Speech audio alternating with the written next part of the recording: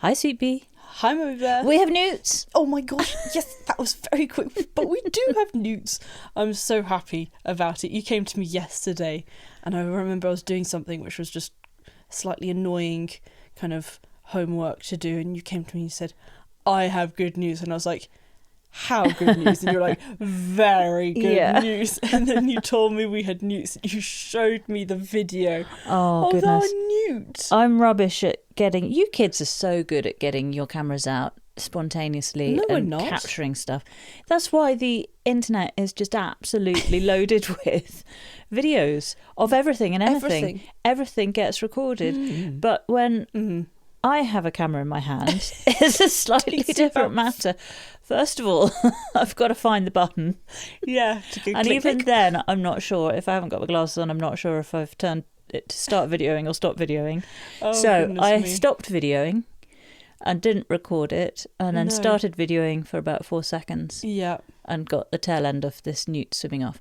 But we definitely have 2, possibly 3, and one of them came to the surface and just looked at me for a while with his little front leggies out. With its kind of webbedness. Yeah. So cute. And talking of that, so the back feet of the one that I managed to capture are black webbing, and apparently that makes it a palmate newt, the male palmate newt.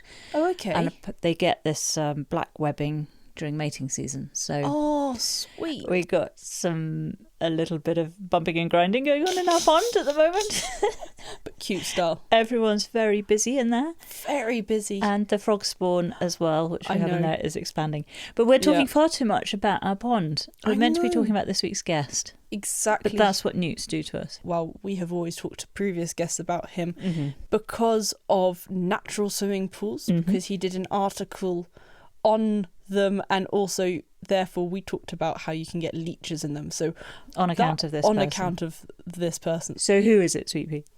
Well, it's Tom Hoblyn. Tom Hoblyn, the garden designer. Yeah, amazing. Really great chat with him about his dream garden. About his dream garden, but also about the work he's doing, because he's doing his very last Chelsea Flower Show garden. Yeah, which we had a good chat about, and why it is his last one. Why it's his last one, and what theme he's going for, which is a garden for Hospice UK. And it's really interesting to hear his thought process behind the theme, and some of the challenges that he comes up against, and what's involved in doing one of those designs. Awesome. And this is what I've always loved about show gardens, is how they then reuse all of those plants, because you can look at them and go, okay, that's nice for however long the kind of show gardens last, but then what's happening afterwards? And I love it when you hear where the things are going afterwards. That's a big deal. That's a lovely touch, I would say. For sure. So we hear about family connections to the gardening world, entirely, including his grandfather, but also his son, Harry Hoblyn. Yep. We hear about Tom's love of ferns. A huge love of ferns. We get some garlic and asparagus growing tips. Yeah. We get an introduction to some very interesting greenhouses, like the absolute creme de la creme of greenhouses. Creme de la creme. Which had us just swooning, really, didn't it? It was amazing. We learnt about adventures that he's been on as well, and some celebrity mic drop names. Yeah, exactly. Celebrity mic drop names. Yeah. And some of the travels that Tom's done. Yeah. He also mentions he talks about irises at one point, and he mentions someone from Sissinghurst who tracked down the Benton irises, and he couldn't remember the name in that moment. That is Sarah Cook, who we have talked about before with Lucy from Foster Irises. Yes. She talked about working with Sarah as well. And I mention that, and I say Lucy Foster. It's not Lucy Foster, it's Lucy Skellorn. So just a slight correction there. Yeah. In terms of noises, so there's a bit of an echo throughout, but that's at Tom's end. So you'll hear a bit of noise in the background. That's usually an echo of us coming across. Okey-dokes. And also you will hear my chest swelling with pride when Sweet Pea was able to tell us what a salsify flower looked like. Very special mummy moment there. Very special proud mummy moment. Oh my gosh. And something that I should mention from last week's episode when we were talking to Liz and Fee. At one point we talk about thumbs up, and we we're all sort of chatting as a bit of an in-joke about a thumbs up, and really all it was that because Liz and Fee were on an iPhone, there's that thing where an iPhone screen will recognise if you do a thumbs up and it'll do balloons or confetti or something like that. Yeah. And so did a thumbs. So if you do a thumbs up, it does a thumbs up emoji. Oh, that's what it was. And then if you do, 2 fingers, but like a victory sign. Victory sign. Not the wrong way around. If you do that, then you get balloons or you get confetti or something, because it's like bad day. So that's what was going on there. So it sounds like we got some little in joke, but it was literally all it was. It was just iPhone doing its thing. Just some visuals on our front. So Sweet Pea, the format. Well, for Tom Hoblyn's dream garden, which he had loads of awesome plants in it, we had garden boundary, shed or greenhouse, 5 ornamentals, 5 edibles, 1 statement tree, pond or pool plus 1 plant, I wonder what, and finally favourite seating area and drink plus 1 plant for that area. That's it. And as always, we will be putting links to anything mentioned by our guest onto our website. So that's notjustagarden.co.uk. And if you go to the gardens page, you'll see links to the various places that Tom mentions, plus pins on the map so you can find it. For example, the amazing greenhouses, which we had a look at. And have been dreaming about ever since, which we'll never be able to afford. But I've got my piggy bank out. A girl can dream. And if you want to get in touch, then please do either through the website contact page or directly to our email, which is notjustagarden@outlook.com. Exactly. Now then, just before we get into this episode, our last episode of this series. I know, at last. We should mention there was the final of the Garden as Well compilations for 2025. So that's recapping various people and places from last year. All the best stuff. So we've got Carol's brilliant propagating masterclass that she did over a few episodes last year. We had seeds, cuttings, dividing, all sorts. Yeah, really, really interesting. Loved it. Audrey and Jonathan Crutchfield. Tip. Yep. And then Rekha was at Hampton Court Palace, and we had Adam and Francis at RHS Flower Show Tatton Park. Then there was Layla Kazim, and finally Nick Bailey at his new place, his amazing garden transformation. Awesome. But we should get on with this episode, Sweet Pea. Absolutely. This is episode 28, a good old chit-chat with Tom Hoblyn. Let's go. Welcome, Tom, to a good old chit-chat. Thank you very much. Well, thank you so much for joining us. I know you're exceptionally busy at the moment. Well, I've just got Chelsea looming on the horizon, yeah. Yeah, I don't know if that small thing. Yeah, I don't know if it was talked about on Gardener's World. So you were on episode 29 of Gardener's World last year, and you were primarily showing your vegetable garden and the chip budding, which I'm sure we'll get onto later. But you are doing your final show garden, is that right, for Chelsea Flower Show?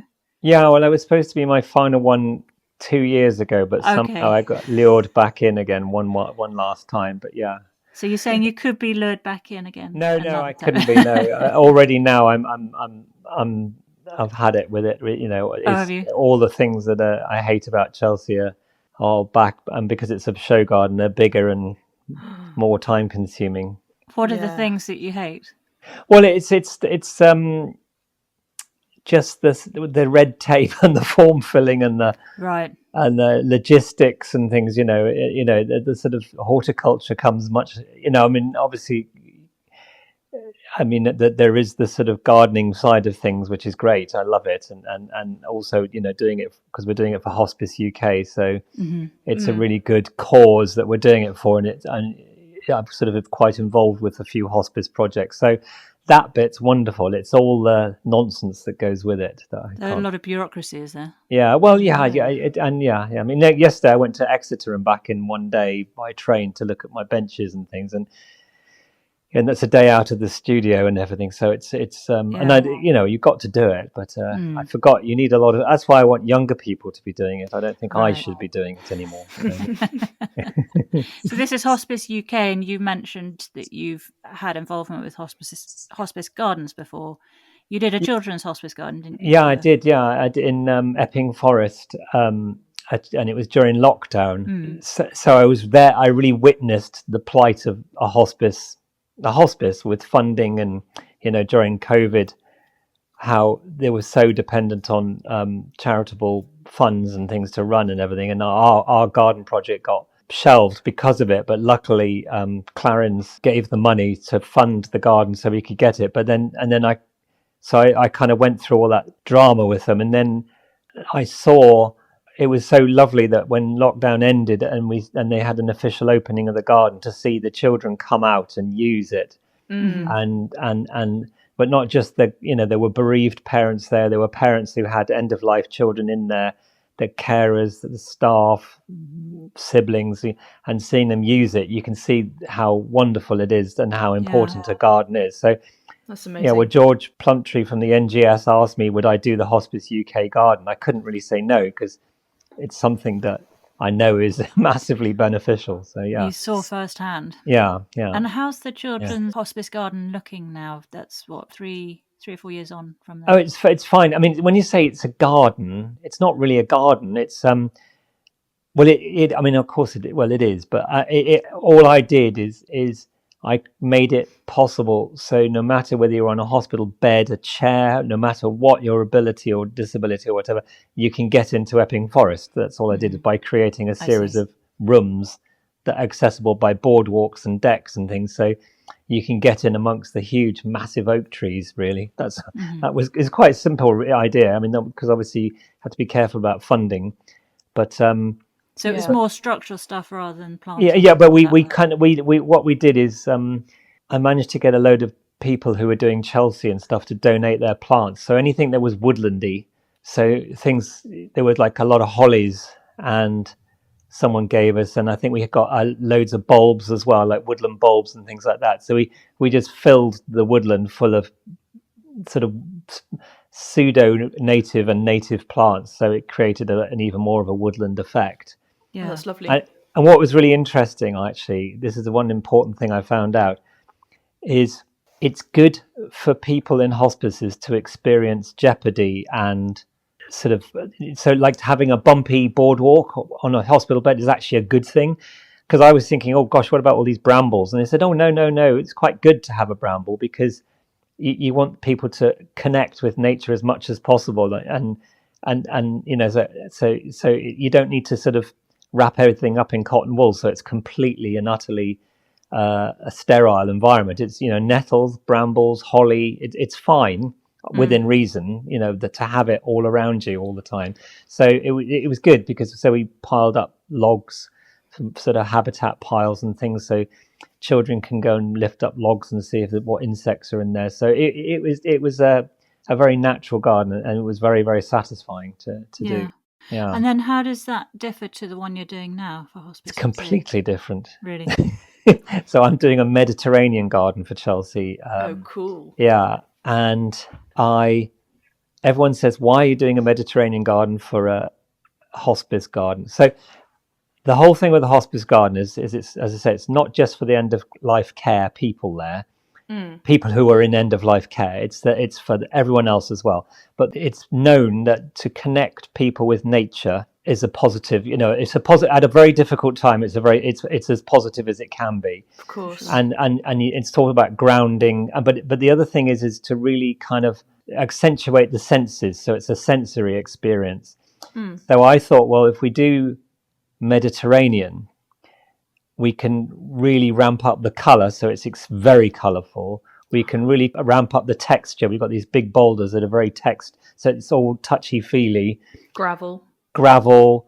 We've got water to make noise, and we've got insects, in bug hotels to attract insects and things. So it's really, imagine if you sort of got the sensory experience and turned it all the way up to 11. That's what I'm hoping to do, and that's why I thought, well, Mediterranean is quite a good way of doing that. And also it's sort of a little bit sort of secondary stories of things about climate resilience and things like that, which Mediterranean plants are sort of things that we should be looking at more for the UK and things. Well, so we're moving more that way, aren't we? There was a time when going to Spain or Italy or France on the Med was really like going to a whole different climate, whole different experience, and now we are seeing more and more of it over here. Well, and I mean, I'm in Suffolk, and I'm in the driest county in the UK, and our climate, since I've been here 22 years, I've noticed a massive difference.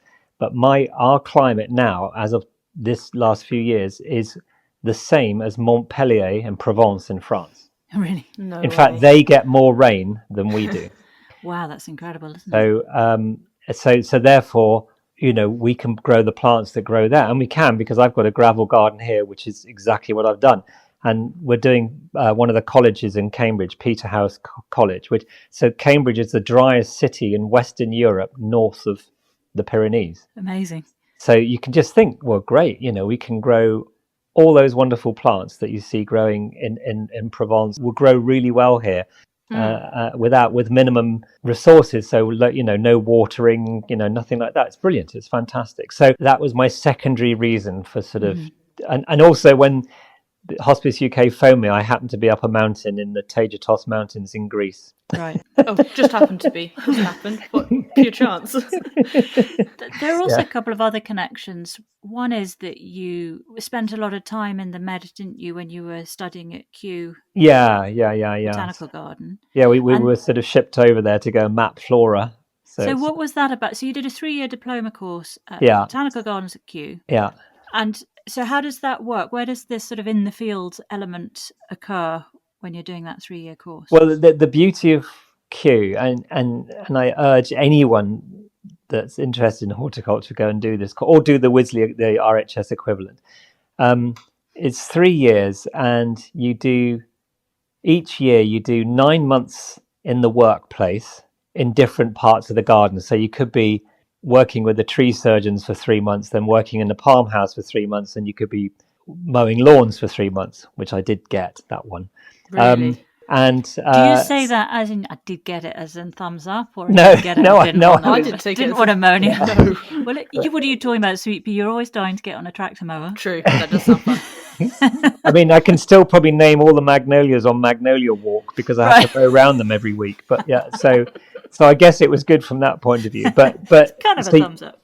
And then you get 3 months of lectures, and actually during your 9 months work stages, you still have plant identification tests every 2 weeks, and you have various assignments to do. Like you work on a genus, or you're working on something, but you try and tailor it to your workplace. So if you were in the palm house, you would probably work on palms, for whatever study those. So it's a great mix of academia, I suppose is that the right word, and getting your hands dirty. So you can sort of dig a hole and climb a tree and know about the DNA sequencing of the plant kingdom or something. So it's all these wonderful things. It's a different way of learning rather than just classroom based, which some people are great at classroom based. But being able I'm to actually me too. Whereas Sweet Pea's brilliant at it.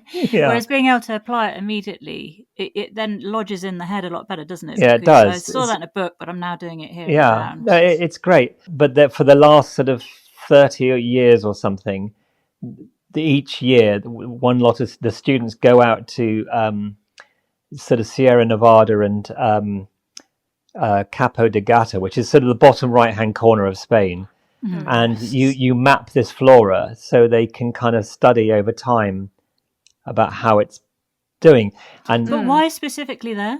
I don't know. It's with Reading University. It's just a thing. And I think because down there are a lot of endemic plants. There's an antirrhinum, a snapdragon that only grows, called Capodigatensis. That's what it's called. And it's like, so you would count them, and every year, so we know if they're doing well or doing badly. And so there's a couple of peonies that only grow there and nowhere else in the world. So I think it's quite an important area. But but it's like farming and tourism have had an effect on the landscape. So so farming. So now they're paying. When I was there, you could actually be paid to be a sheep herder and go and herd sheep there, because they found that the grazing of goats and sheep is actually beneficial to a lot of these things. So it's really, really interesting. So, but obviously I was completely bitten by the whole Mediterranean thing, and kind of really got how it works, how that landscape works. And when I was at Kew, I also went over to the southeastern United States for I think 8 weeks into Atlanta Botanical Gardens, and I spent 8 weeks in the bogs. So complete opposite. I was in and down there, wetter than wet. Yeah, and that was completely dependent on fire for its survival. Right. And so it was completely different. So that's what's great about Kew. if you've put your mind to it, you can do anything and go anywhere. Yeah. I mean, I went to Australia, I went to Papua New Guinea, I went to on this course that you were doing. Yeah, I went to East What an Timor, amazing West Timor. Is it still like that? Do they still I think have... so. Yeah, I mean, you had to apply for funding and get scholarships and grants and things, and go to the director and say, "I want to go, and this is why." Right. This is why I'm awesome. So it's a really good thing. It's great, and wow. yeah, that does sound really appealing. and you're on salary while you're there. No way, that's pretty. It's a win-win, isn't it? Yeah, so we used to. I mean, it's not a great salary, and you're living in the most expensive part of London, practically. There is that. Oh no! I think I was paid £10,000 a year. But what we all did is we all got gardening jobs on weekends for cash in hand. And I was really lucky. I'm going to do a terrible name drop, but I was Richard Attenborough's gardener for 3 years. No. Dickie Attenborough's gardener. Where was he? In London? He's dead obviously now. But he sadly died. But he was right on Richmond Green. So I used to live in Twickenham, so I'd ride my bike home. And it was great. He had a cinema in his garden, and so I'd be knee deep in a flower bed, and watching. But I would be like gardening away, and I could hear him come out of his house, and he would go, "Oh, here's my gardener, Tom. Meet Richard E. Grant," and I would go, "Oh, no. Hello." You can't do that. No. Be cool, Tom. Be cool. and his brother, David Attenborough, used to come over so they could watch Wimbledon together and the rugby, the Five Nations. Well, it was in the five. Garden. It's the way the house is built. It kind of opens out into the garden. So there's a lot of going from one. Yeah. So it was just brilliant. Yeah. And what an experience. But you used to, we used to earn more money doing that on a weekend than we would during the week. Yeah. But that's anyway. I mean, because I had 2 children at that point, so I had to get every penny possible. Didn't you used to do weekend gardening work when you were younger? That's how you initially because I was supposed to take over our family farm in Cornwall. What kind of farm? Well, this is an interesting story as well. So they said, right, I was always told this is what I will be doing. And I went and did my degree in agriculture, I think sensibly, and did all that business. And the farm became available, ready for me. And I did all these tests and analysis, and I got all these consultants down and everything.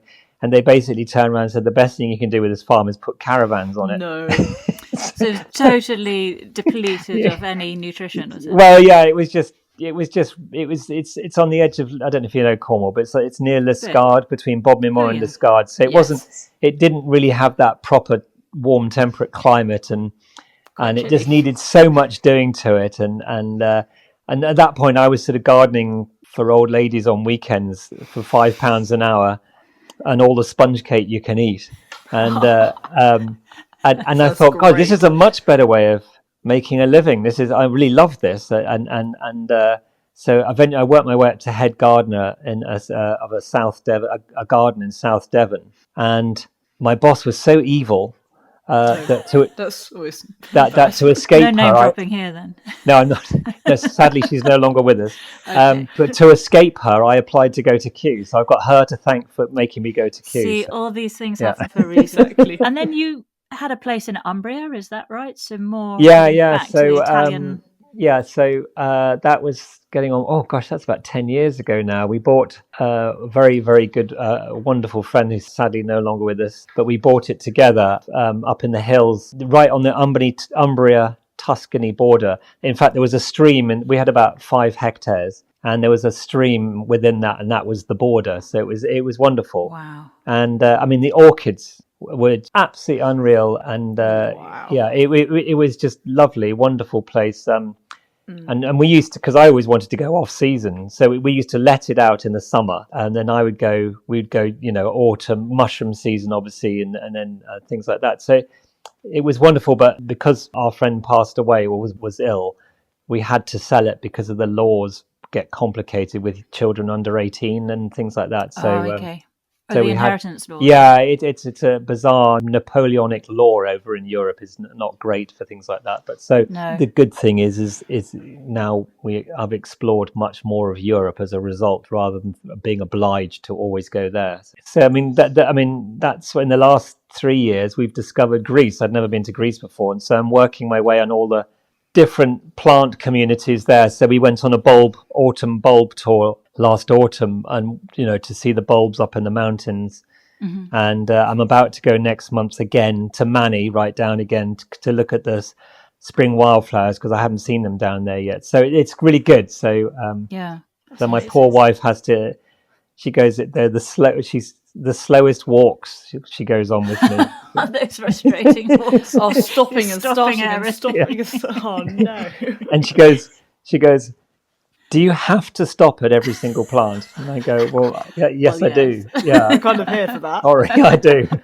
And we're going with another garden designer, Andy Sturgeon, and his wife as well. So we tend to go with other people. We're going with Stephen Lacey, the garden writer. So it's a bit more botanical, this one. So you've mentioned three men there. Are the wives and partners, are they in the horticultural world? No. Enjoy the holiday.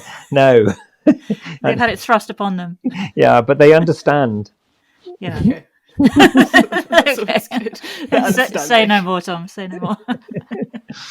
You also have other members of the family who are in horticulture or have been and are being. So your grandfather, you said on Gardener's World, got an OBE for something to do with the root. He got an OBE for developing the dwarfing rootstock that we still use today. So when a fruit tree has M26 and N25, so it's like a standard size tree and everything.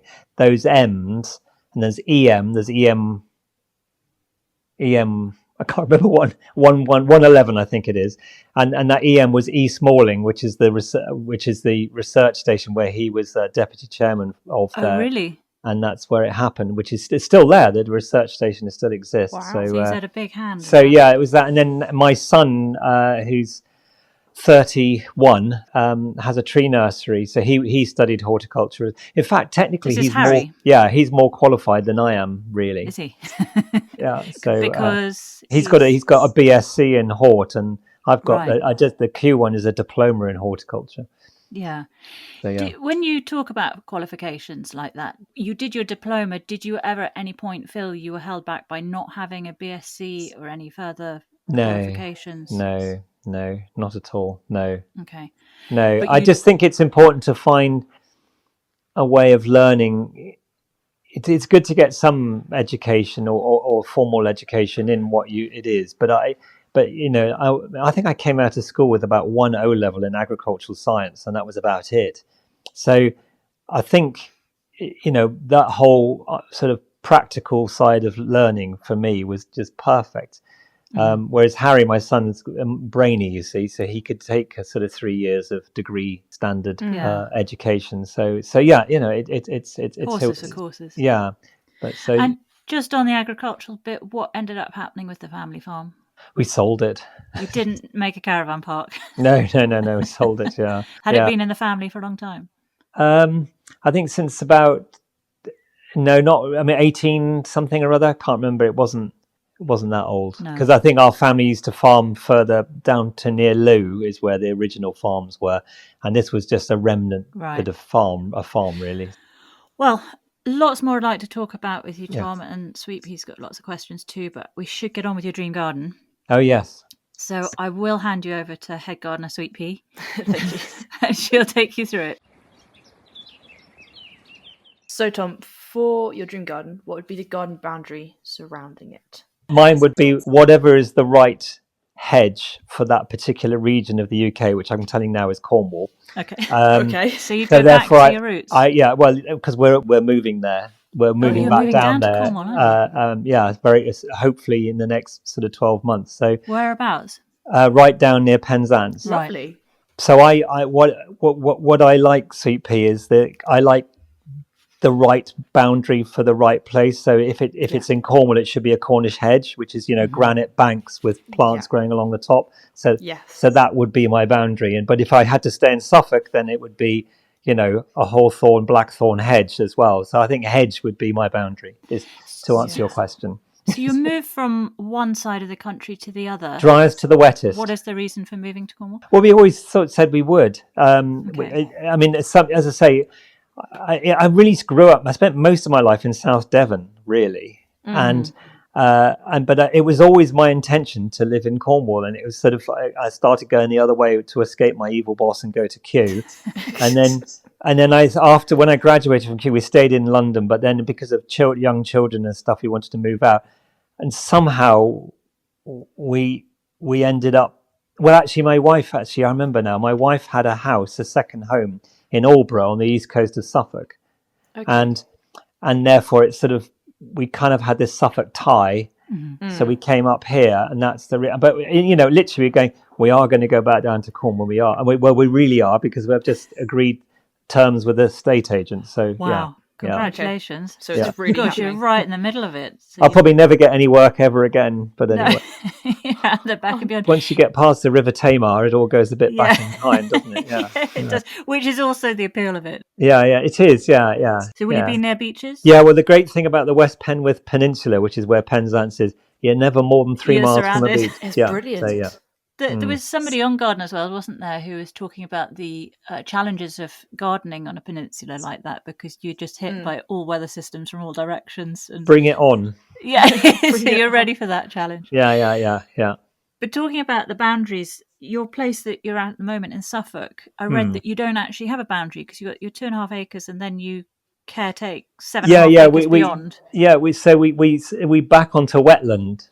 There's a river called the Blackbourne, and it's a sort of wetland, and it floods. It's brilliant. It's fantastic. It floods, and then we sort of the couple of fields. There's a neighbour next door who's not interested in garden, has 5 acres, and then there's a 4.5 acre field on the other side, and we manage them all as a sort of before rewilding became a word, but we've sort of do it like that. Yeah. And the great thing is upstream and downstream there are like-minded individuals. So we've got this sort of quite a, we've got otter, we've got kingfisher, we got lovely. So it's very. It's lovely. I mean, I shall miss it terribly, but the house is too big. I just got our heating bill for Christmas, and it's like, no. Yeah, there's a lot to be said for downsizing. Yeah, because we're on our own. We're rattling around in a house. It's appealing, isn't it? But still have the land outside. So you've got your space. That's what I want: is a smaller house but more land. Right? Is that what's going to happen? Yeah, that's what I'm looking for. Blissful. Yeah. For your dream garden boundaries, are you wanting the Cornish hedge all the way around? Is that how you're imagining it? Yeah, I would. Yeah, because I'm imagining a small holding sweet pea. So I can imagine that it would be like surrounded by fields, which are all divided up with Cornish hedging. Yeah. And there's a traditional Cornish gate that I really like as well. So I imagine all sort of thresholds will be this sort of traditional gate. What's the traditional Cornish gate? Well, it's a metal. Gate? Yeah, it's metal, but it has a little sort of decoration. It comes, on the sort of corner, it has a sort of swirl and a swirl in the middle, and it's sort of it's very particular to that part. Yeah, if you sort of Google traditional Cornish gate, you'll see what I mean. Yeah. So what you're saying, Tom, is Google it. Yeah, exactly. Yeah. But that's what I imagine, and the beauty of these Cornish hedges, because they're built with.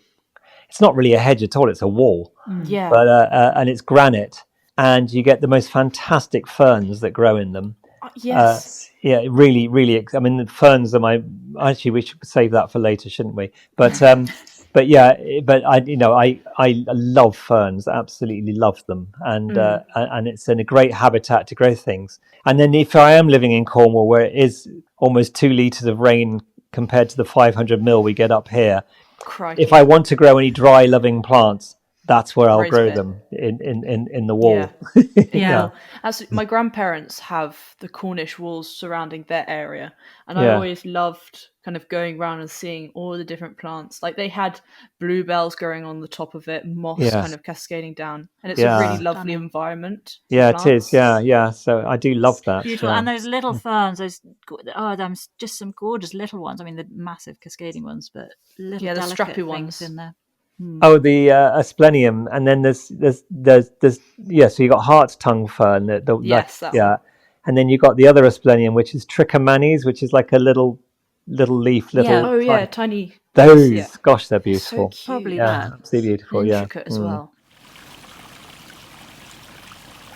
Well then, what would then be? Would you like a shed or a greenhouse in your dream? Greenhouse. Why? because how could you be without one? Yes, of course. I just fit for propagation. I mean, gosh, I've got, from here I can see my polytunnel. I've got a glass house here, Alatex greenhouse here, and then I got my son's nursery, and I've got plants everywhere propagating from seed I've collected abroad and stuff, and plants being given to me. It'd be awful to be without a greenhouse. Of course. Yeah. Do you want it heated? Oh yeah, with full propagation facilities, like sort of heated sand bed, misting unit. What is that, a sand bed? I've never seen that before. Well, it's when instead of nowadays they're getting popular again. So it's basically you've got that much sand, sort of a bed of sand, sharp sand with a heated pad underneath it. And then when you take cuttings, you don't need to do any cutting compost. You just put them straight in. And like with perlite. Like perlite, exactly like perlite. Okay. And the beauty is it's very free draining, obviously. So fungal things are problem, but you get the most amazing root system. That are easy when you take them out as well. Yeah, take them out and lift them out and then plant them on. Then you can just put like what's called a mist and wean. It's like it's called a wet leaf. It's a sensor that can sense when it's dry, and it will turn on the misters automatically. Right. Yeah. Now, Sweepy's going to get ideas because you always use perlite, don't you, for your cutting? But perlite's fine. It's absolutely fine. But imagine having a bed. A whole bed. A whole bed for it. I love cuttings. I've got one outside and one inside. One bench of my greenhouse is just sand, and then I've built another one outside because whenever you get seed, I get seed, and I don't know how to germinate. I try some on the heated bench, but I also put some to go through winter outside, and quite often they do better. You get a better plant. Stronger. Well, then also, what would your greenhouse? What would be the style of the greenhouse? Well, I quite like. Do you know Alatex greenhouses? They're aluminium. No. And they look old because they're white or whatever color you want them to be, and they're on a brick wall. Do you know what I mean? Oh yes. And then so it looks like a wooden greenhouse. It's sort of sits in a landscape more nicely. Okay. And they've got automatic vents, so that they're open and close, and then they've got shade blinds that you pull down if it gets too hot in there. Oh, okay, and the great thing about having the high brick walls, this is my Q training for me, is you can really wet the walls in the morning to get the humidity high, which red spider might hate. Oh, right. So it's quite good. So yeah. When you say high brick walls, you mean just that kind of low level? Yeah. But if you think, you can really get some moisture into those, and it's practically steaming in there. Or the pores, yeah. Yeah, and it's quite a good way from a sort of biocontrol, really, and so yeah. So presumably for your dream garden, your greenhouse is just going to be as big as it can be. Of course. As big, yeah. I've just put one in for a client. It's about £250,000 worth of greenhouse, and it's got 3 rooms. I'd love that. Okay. £50,000 worth of greenhouse. Just utterly amazing. Can you imagine that? Because then you could have like a dry zone, you could have a temperate zone, you could have a hot temperate zone. So, gosh, I mean, Michael Heseltine, the MP chap, I've been there to his place a few times, and their greenhouse is unbelievable, and they're still fairly new, and they've got room after room. They've got an orchid room, they've got all these different rooms, fern room, they've got, Oh, wow. And, yeah. How the other half lives. Yeah. Oh, I'm feeling a little depressed now. What sort of size would a 250,000 be? It's 19 meters by 9, I think it is. That is utterly beautiful. Yeah. Okay. That's amazing. Yeah. Okay. We know what we're saving up for now. What? You mean I'm not retiring? No. But I'd be happy with it, as long as this, because actually glass is better than polytunnel. I mean, I've got polytunnel as well, but glass is better for a sort of all-round horticulture, really, because it doesn't get as extremely hot and extremely cold like a polytunnel can. So like baking plastic. Yeah. Well then, what would be 5 ornamentals that you'd absolutely need in your dream garden? Can they be all ferns? I mean, if you want to. No, right, and so the first fern is Dryopteris wallichiana. It was named after Nathaniel Wallach, who was a plant hunter. Oh. I've heard a succulent named after him. Yeah, he got a few things. I think he was actually a surgeon, but it had a real interest in botany as well. But Right. but it's a really nice one because it's got a very upright habit, and the stem of the leaf, which is called a rachis, is very black. So you get this lovely green and black together. It's really nice. Where does that tend to live? I think it comes from he collected in China, so it must be Chinese. So yeah, but it does well in wetter parts of the UK here. I'm growing it here, but it's not particularly happy. Oh. But so I absolutely loved that, and I was limiting myself to one fern. So why do you love ferns so much? Is there something that happened at Kew Gardens where you had to look after ferns for like no, 3 months? I don't know. I just love the sort of lushness and the green and the you know and they're very different. I actually got commissioned to write a book. And then they pulled the plug on the project. It was Timber Press, and they moved back to the States. And literally, I thought, brilliant. I'm going to write about ferns because we need a good fern book. Mm-hmm. And I've written about 2 chapters of it. And as I say, they pulled the plug on the project. But anyway, do you need them to finish the book? No, I suppose I don't know. I mean, it might be too boring to people to read. I don't know. But I just like the diversity of ferns, the fact, it grows in walls, grows in bogs, grows in water, grows in rainforest, temperate. The see-through ones, they're so cool. The Philly, something like that, Philly ferns. Oh, yeah. Filmy ferns. Filmy ferns, that's the one. Yeah, filmy ferns are amazing. So in Cornwall, there is a species of filmy fern that grows there. Oh, okay. I did a whole garden. My first Chelsea garden I ever did was just ferns, nothing else. Really? Got a gold medal for it as well. Oh, wow. So, that would have been beautiful. Yeah, it was about 2006 or something, 2005. Okay. So that's my number 1 plant. Ornamental. Beautiful. What would be the second one then? I think it has to be one of the Benton irises. Mm-hmm. The named after from Benton End up here, which is Cedric Morris's garden, the artist. Yes. So there's they're all got Benton in the name, Sweet Pea. So there's Iris, Benton, Deirdre, Benton, Lorna. Sorry. All the family. Yeah, well, it's various. Like one was the cleaner, and one was, There's a bit like that with Foster irises, isn't it? We spoke to Lucy Foster. Oh yes, the Darwins as well. Yeah, that's right. And they're all named after various members. Horace Darwin. And they thought they'd lost them all, and then the ex-Sissinghurst head gardener, and I can't remember her name, lovely person, she kind of tracked them all down and made a collection of them. Brilliant. And they're sort of back in circulation again, which is great. So I use them on a lot of projects. And I normally plant 2 different ones together with complementary colours. So you get, rather than just having an iris bed of just one iris, I tend to put 2 together. What colours are there? Well, they tend to be sort of pastel-y shades, and they're quite a lot of bronzes and yellow, like sort of rusty yellows and things. So and I always use Deirdre and Lorna together because one's got a bit of caramel and a lot of mauve, sort of nice bluey mauve, and then the one's got a lot of caramel and a little bit of mauve. So so they flower at exactly the same time, these ones do, and they look great together. So Benton irises is my my number 2 plant. Yeah. Okay. Well, then what would be the third ornamental? So I can So Convalarium, lily of the valley. Yeah. Convalarium majalis. Very fragrant. That. So you'd say about how wonderful nature is. I think if you look at the flowers of the lily of the valley up close, and you just see this perfection, the sort of the way the petals are, and the fragrance, obviously, and then just seeing them en masse. I mean, I've tried to grow them here. They hate being here, but what do they like? Dry. Well, that's just it. What do they like? Because it seems like, when you get them in your garden, you can't get rid of them, but try and get them in there, and they don't like it. But I think that they like it wetter than it is here. And I think they're more of a fringe woodland plant by origin.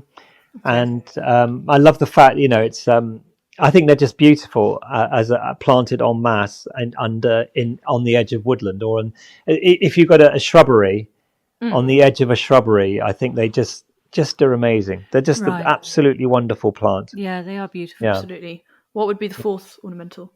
Peony. Of course. Do you have any favourites? I do, and I particularly like tree peonies. And I guess if I went for one, if I had to have only one, it would be Rocky Eye, which is rock with double I on the end.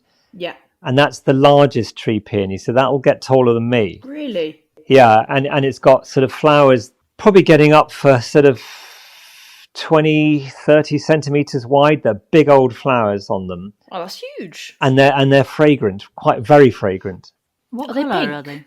are they? No, they are white. But do you know what I mean by the nectar is like where the sort of down the bottom, they're a sort of dark purple, reddy purple. Awesome. Beautiful. Yeah. That's very cool. So are you looking for plants that have never been discovered before? No. Not interested in that. I mean, I'm trying to think if I've been anywhere where that could be a possibility. I've never been to the rainforests. Actually, that's not. I have. When you're in Australia, did you go? Yeah, Queensland's got rainforest, and we went up there. That's probably that was pretty amazing, actually. Where were you in Queensland?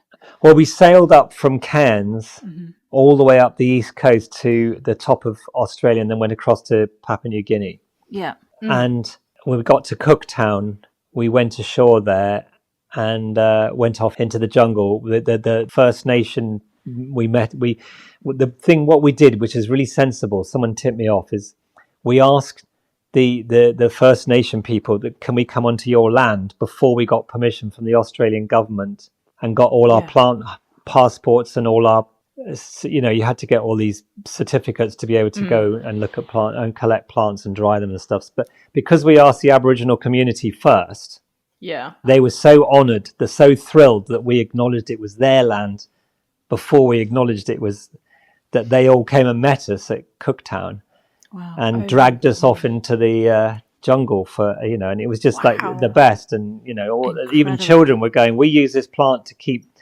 insects off us and stuff, you know what I mean? So it was really fascinating. Yeah, well, yeah, it was pretty. Basically, it was from Kew, and it was with the BBC, and they were following in the footsteps of Captain Cook. But the ship's botanist was Joseph Banks, who was the first director of Kew. So they wanted someone from Kew, and I was doing my dissertation on, well, actually Victorian plant hunting, which is obviously came later. But so I knew about this sort of quest for. Sadly, it was in those days. It was pre-Victorian. It was more about feeding slaves and things like that, wasn't it? But that. So I knew about all this and where Banks went and what he did and what he found and stuff. So I mean, East Timor was pretty amazing as well. And now you can't. I mean, it's obviously they're at war there, so you can't even go there. So I really felt lucky to go there.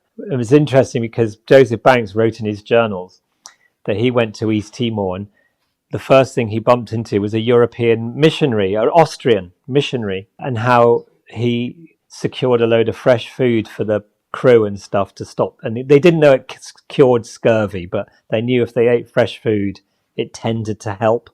And I went ashore and I bumped into an Austrian missionary. No way. Seriously. First person I met. No. What are the chances? I know. Did you feel very special in that moment? Yeah, I did. I was like, and he knew about Banks, and he thought it was very funny that I, So you come from Kew, Banks had come from Kew. Yeah, so it was this bizarre thing. So, you must write a book about these stories. Well, yeah, no, I should. Yeah, that's the beauty of horticulture, isn't it? It's like such a great career, great industry, because you can just do so many different things if you Sorry, we're only on plant number 4, aren't we? Of course. Well, then the final ornamental, what would that be? I think it has to be a bulb. Has to be a bulb. And I was trying to think of a bulb, which would be my favourite one. I'm going to go Muscari. Oh yes. Camosum, which is it's like your ordinary grape hyacinth, but it's got little horns on top that are a different colour. It looks like little devil's horns up above, and that's awesome. Yeah, and again, I didn't think it would grow here, but it does. It loves it, and when you go to the Mediterranean, you see them in stony, rocky places, and they spread like the grape hyacinths we have here. Oh, brilliant! Yeah, but I just really like it, and it lasts for a long time, much longer than the others I find. So I really like that one. I mean, but it's so hard to narrow it down to 5. Yeah, we're finding it hard. Like every time I talk to someone new, they give me a new idea for my dream garden, and so I've got a dream garden which is now huge, and I'm trying to reduce it down. Then, what would be 5 edible plants? Well, garlic. for obvious reasons. It's great. Preaching to the converted. We Yeah. If a recipe says 1 clove of garlic, to me, joking, it's right? a bulb. It's a bulb. It's the bowl. Exactly what we do. Yeah. It grows really well in a polytunnel. Well, that's nice if you've got a polytunnel, though. We haven't got a polytunnel. Oh, okay. No, because we have to. I mean, rust is obviously its biggest problem. Right. Getting rust, and that's normally what stops it growing in the. And you normally can, you still get a fairly big bowl, but if you want really big ones, you want to try and get them under some sort of protected cropping, so to stop the rain on it. But yeah. So you say polytunnel specifically obviously over outdoors, but over a greenhouse, or a greenhouse is fine? The thing is with greenhouses, the space in a greenhouse is too valuable to grow something like that. Okay. In my opinion. So yeah, that's a good point. And the great thing about garlic is you can so I've got it in my polytunnel now, and then we'll plant our tomatoes out in end of March, beginning of April probably in the polytunnel, and you can just leave the garlic to carry on because the tomatoes are still quite small. Yeah. And then you'll harvest the garlic by the time the tomatoes are starting to get a bit big. So it works quite well. Yeah. Yeah, I do. That Solent White one is good. I like. But they say really that if you keep, because I always try some that we keep over winter and I replant it.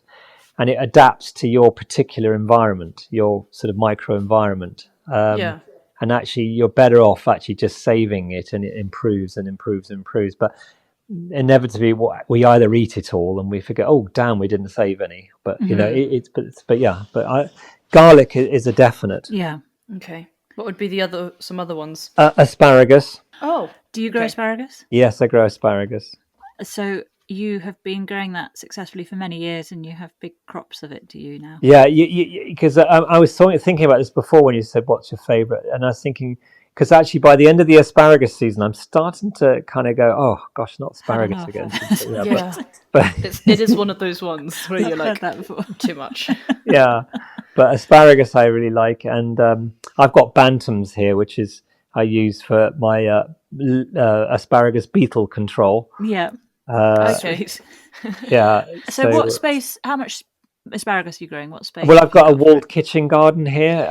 Yes, which we saw on Garden as well. Yeah, of course you did. Yeah, and so one whole bed, one length. So that's probably 12 meters long. Wow. And that's all asparagus. It's all asparagus. Yeah. I can see why you're getting sick of asparagus by the end of the asparagus. Yeah, exactly. Yeah. Do you plant on top? So when the asparagus season is over, do you plant successionally? No, I don't actually. No. But the only thing I do, so I've got it edged with instead of box, because I've got Teucrium, which is my edging plant, and that's purely so I can pile in loads of manure to rot down.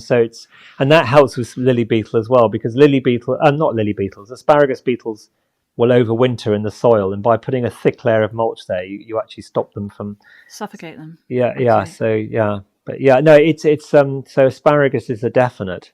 Mm-hmm. Did you grow it from crowns or from seed? Yeah, crowns. Yeah, crowns. Yeah, because we started last year, and I have these tiny little flimsy asparagus things. And you can't cut them in the first year. No, they're tiny. But we haven't got a 12-meter bed. I would say it's about a 1.5 meter by 1.5 meter bed. It's a little square. But you'll still get a fair old whack off there.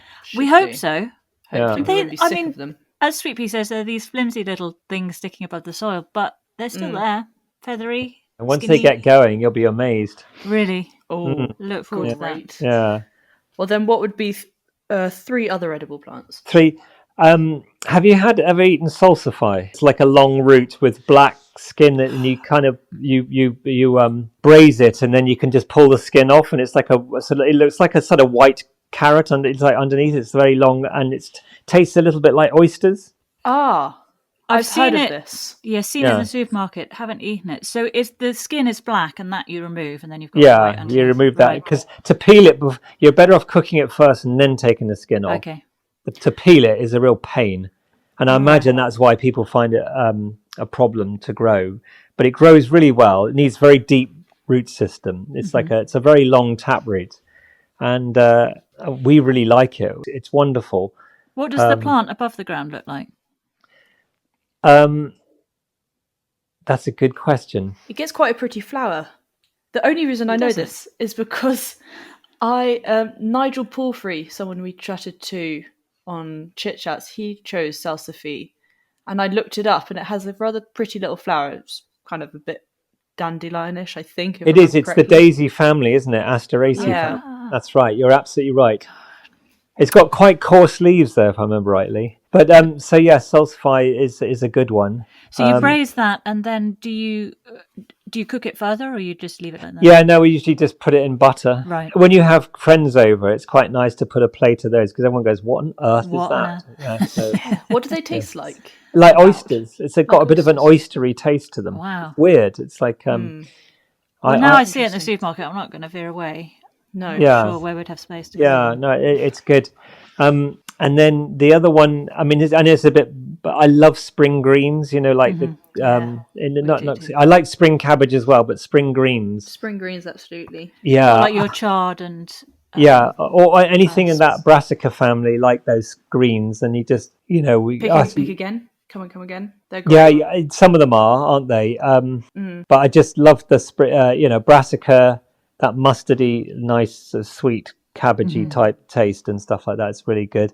Stir fries, we use it for everything. Soup, or if it says spinach, sometimes I'll just put that in instead. It's great. So and then what's the final edible plant? Are we allowed we're allowed fruit, aren't we?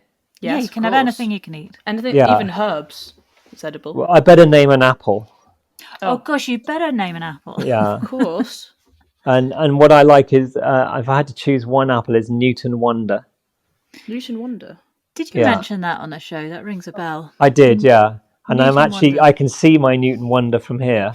So what I like about it is it's a dual purpose apple. So you can cook with it and you can eat it like as a dessert apple. So up until Christmas, it's a cooker. And then you store it and it sweetens and it becomes a really nice eating apple. Oh, that's fun. This is one of the apples you were doing the chip budding with on the show. Yeah, well, I think we did. Didn't we do that one? I can't remember which one we did. Chip budding is fascinating. Well, Sweetie was just in pure silence watching that whole segment and the kind of the art. And Joe wouldn't do it. I said to him, I said he would mess it up. I mean, he's a friend of mine, so we kind of have to joke about it. But I said, I said it's really easy to do. It really is easy. And I mean, it was hard to do it sitting down because I'm used to standing up and bending over and doing it. Yeah. Okay. I think, didn't I end up getting up and standing? I can't remember. I remember you both on the bench, and it looked like you were good friends because it's a bit of a bromance going on. Yeah. But what was he worried about was not getting the right size cup for the right size. I think so, yeah. But I said this is how you do it. It really is easy. It's amazing. But when you did it for the show, did you have several attempts before you got it so perfect? No. That was just extraordinary. But you know what? I think I did 2 and they probably just filmed 1. So maybe one went better than the other. But I promise you it's easy. Within one go, you'll have it down to an art.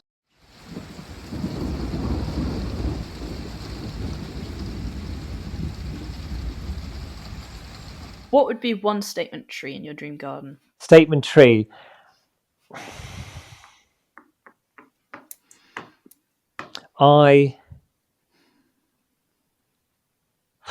Are you good? Is shrub a question? It's not actually. No. But you can have a shrub, or we should say shrub or tree. You can have a shrub or tree. Well, it is a tree, or is it a shrub?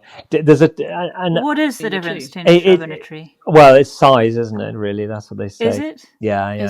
You can have an olive tree, which is that size. I know. Well, you got exactly, but there isn't any difference because they're both woody, aren't they? But is it not to do with central stems or anything? Well, yeah, but I mean, you can think of Cordus controversa. Is that a tree or a shrub? Because that's single stem normally. It's like. We have actually, I didn't think of that. Shrubs. Would you call Ceanothus, them? Yeah. That are getting so woody, and we read you can't cut into. No, they hate it. You're better off ripping them out and starting again. Or we've read about training them into a tree, so cutting off a lot of the brambles, leaving one central one. But they are a short-lived shrub. They are. They don't live a long time. Aren't they from America, from the States? Aren't they, Ceanothus? Not sure. So they're probably fire. Normally, fire probably wipes them out, and that's why new ones grow. Maybe I don't know. But there's a tree, a shrub or tree, and it's from Chile, and it's called Luma apiculata, and it's it's like a myrtle. Okay, yes. But a very, very coppery bark. Oh, beautiful. Pretty. Like burnt umber. Burnt sienna, sorry. It's unbelievable. And it's evergreen. It has the flowers like myrtle flowers. I think it's a Myrtaceae family, same family. Okay. And it sells seeds like crazy when it's happy. And have you got it? You can't buy it. I can't use it on my projects, so I can't buy it. So I've got seed of it growing up at my son's nursery, so he can grow it to use it on projects because it's just such a great plant. So you can't buy it in the UK? You could probably buy like one here and one there, but I'm talking about for commercial, on my design projects where you sort of need 10 of them or something. Where did you get your seeds from in your son's? From Cornwall. There's an artist down there who's got one in a garden, and it was like seedlings of it everywhere. And I dug up a load and brought them back here, tried them out, thought, gosh, these are doing really well. And so I'm actually going to have some at Chelsea, but they're not going to be very big and it's not until they get big that they really you can really see this lovely coppery bark. The colour. Yeah. Okay. Yeah. And are they long-lasting shrubs? Yeah. I think they'll just self-seed everywhere as well. So. And what size do they get to? The biggest ones I've seen is probably 5 meters tall, so not massive. But I imagine probably in Chile they probably get bigger.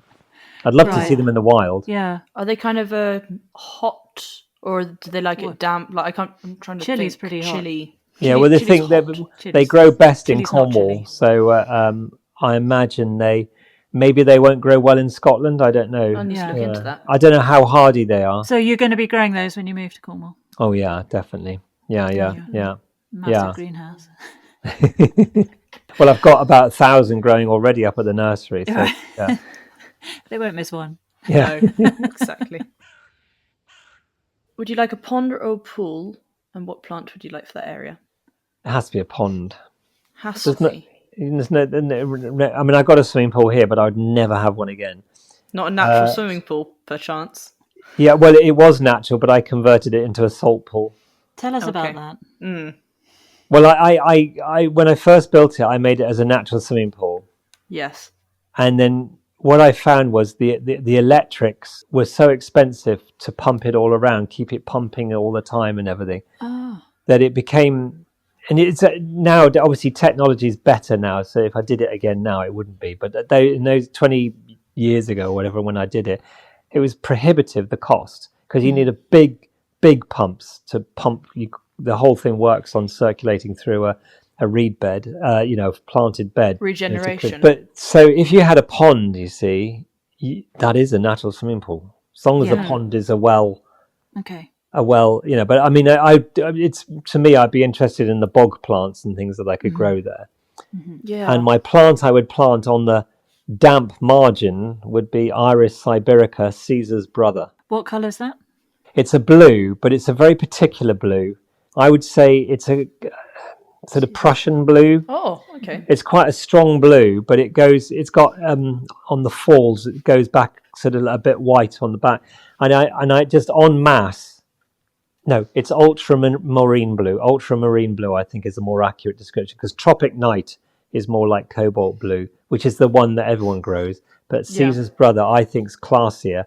And you get is it the calyx? This bit around the flower before it comes out, and that's cinnamony red on it, and you get this blue, this combination. So they're almost more beautiful before they come out, just before the flower open up in a way. And I find that the foliage is quite dense, so when it dies down, it acts like a really good mulch to stop any competition coming in around it. So anyway, that's my favorite one. It sounds stunning.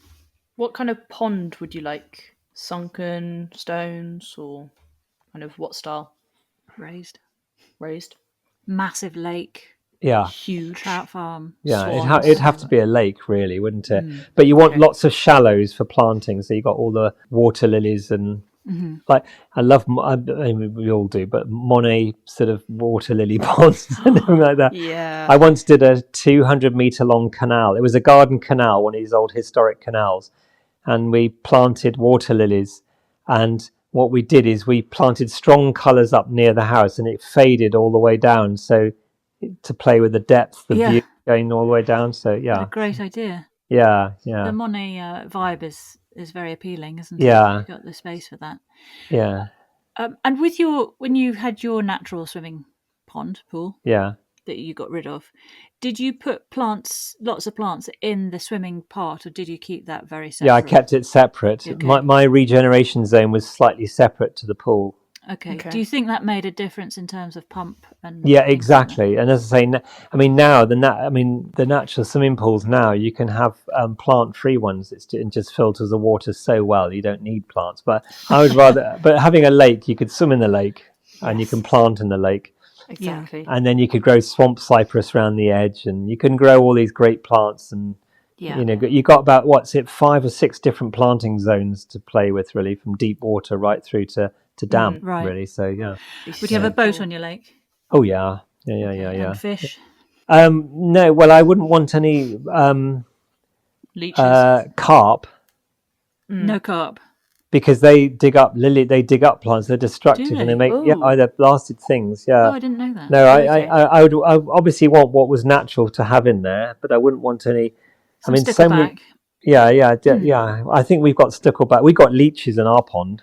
Well, I did read that you had leeches in your swimming pool. Is that right? Yeah, when it was a natural thing. But you know what? They never used to bother us. It just, the trouble is when our children's friends used to come and swim, if you told them that, they wouldn't go in. Exactly. Oh no, of course not. So we've had a lot of people. I would say probably 90% of the people who've done their dream gardens have come up with a natural swimming pond, and every time we've gone, well, have you read the Tom Hoblyn article? And you get leeches, and they've all gone, leeches? I had no idea. But they don't. Because, I mean, if you go in a stream or a sort of where the stream meets a lake or whatever and waded in them, and you come out and you're covered in leeches on your feet, it's not, then, they really get onto you when they want to. But these ones, for some reason... Not interested. No. I thought you were going to say something more reassuring than... really get onto it. I thought you could say you could just... I've never had a leech on me in our... And when I go and cut the reeds down and stuff, and I wade in, because it's so deep, our pond, like it's deeper than the waders, so I usually just go in my swimming trunks and just wade in. Yeah, I've never come out with a leech on me ever. So. Okay, good. Good.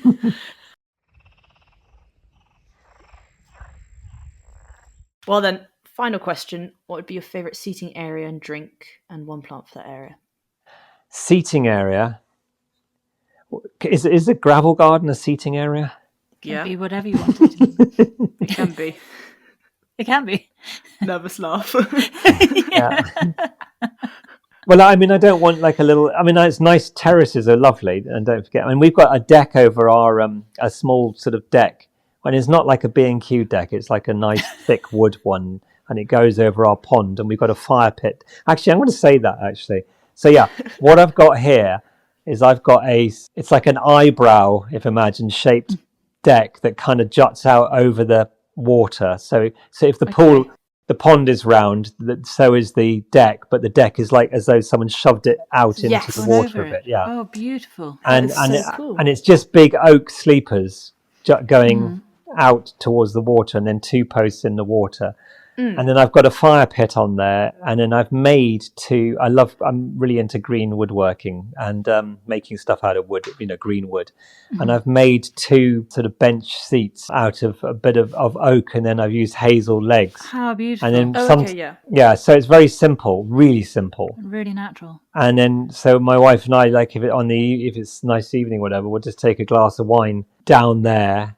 And later in the year, we'll sometimes light the fire pit, so it will chuck out a fair old bit of heat, and just sit down there because it's where the sun sets. But as to what plant we'd have round it, because I've used Iris siberica up already. Yes. Do you have any plants on the decking? Not on it, but I've got them beside it, and I've got. I did have a Madame Alfred Carrière rose climbing up a poplar tree, but it died because we had such a lot of flooding last year. I think it just gave up. But I heard how you like the more sort of natural style planting as opposed to more formal. Yeah, I mean, William Robinson, he got it right.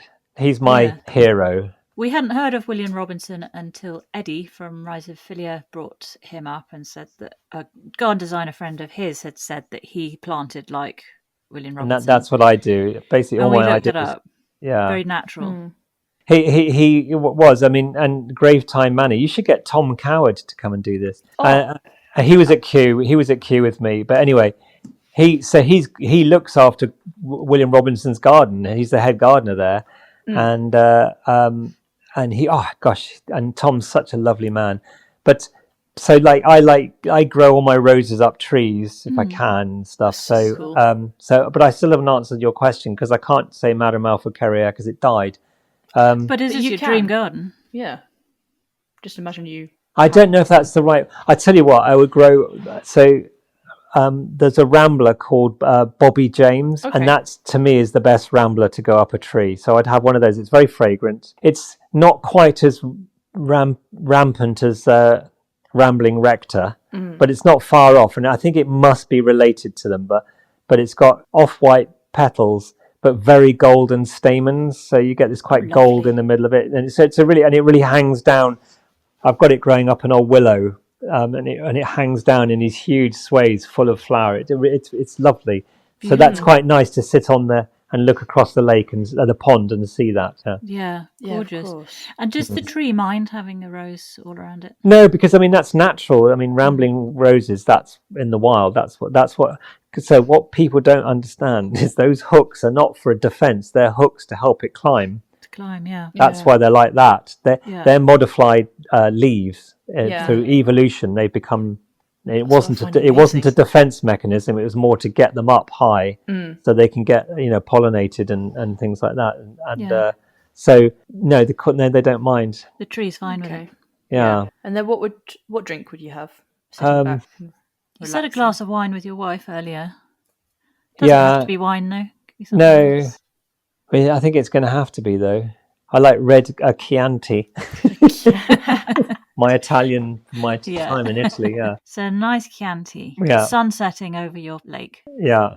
Well, I'm going to read back to you now that I've got the whole kind of menu of the garden. The menu, yeah. In case there's anything you don't like about it. So, garden boundary. First of all, it's in Cornwall. Cornish hedge and ferns, lots of moss, surrounded by fields. Cornish gate next to it as well. Then you wanted a greenhouse for propagating, heating, sandbed, misters, all that kind of stuff. Yeah. It's an Alitex greenhouse, aluminium, brick wall, halfway up. Yeah. Many different rooms, different zones. Yeah. Then 5 ornamentals. You had Darkterus, Walliciana, Benton irises, Lily of the Valley, Peony, the tree ones, Rocky Eye, Muscari, Commosum. Yeah. Then your 5 edibles was garlic, Solent White, asparagus, salsify, spring greens, apple, Newton Wonder. Your one tree was Luma apiculata. Mm-hmm. Then you wanted a lake with kind of some shallows, kind of Monet look to it, with damp marshes with Iris, Siberica, Caesar's brother. And then finally, your seating area was fire pit, decking, sleepers over the lakey pond, eyebrow shape, bench with hazel legs, Bobby James Rambler Rose up the tree, and a Chianti red wine. Yeah, perfect. Sounds idyllic. Perfect. We'll be seeing that in Cornwall. Exactly. Yeah. I don't know how well roses work. Yeah, I suppose you do see wild roses down there, don't you? Yeah. You do. Yeah. Thank you so much. No, you're very welcome. It's been a good old chit chat with Tom. Thank you very much. Absolute pleasure. Thank you.